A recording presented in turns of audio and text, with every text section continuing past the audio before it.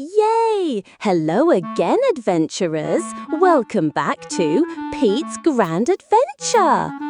Woof, woof. Remember yesterday, Pete and Samantha and the new doggy sister Sarah had just got off the ferry in France and were driving towards Paris.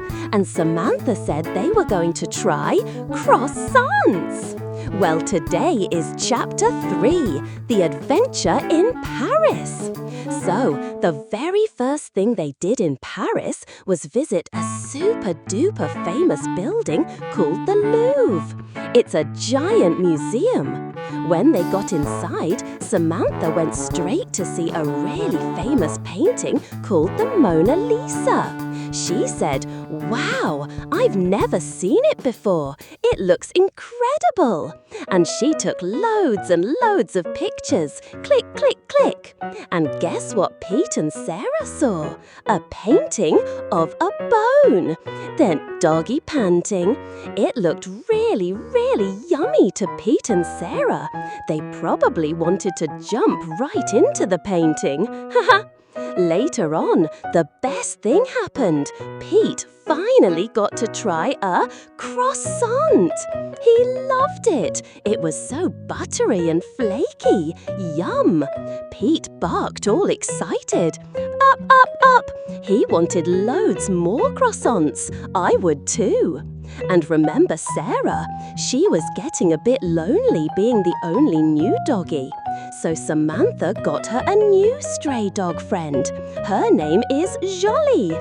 Jolie. That's a French name and it means pretty. Jolie is a patchy doggy. Sarah was so happy to have a new friend. Yay! Now there are 3 doggies, Pete, Sarah and Jolie. The second thing they did in Paris was see the Arc de Triomphe. Wow, it's a huge arch thing. Pete was amazed. He was like, wow, humans actually built that. Wow! And then the best bit, they climbed the Eiffel Tower. Wow! It's so tall. They went up, up, up, and later they watched the sun go down. It was so beautiful. But the day wasn't over yet. For dinner, they had French food at a really, really fancy restaurant in Paris called La Scène. They had French onion soup.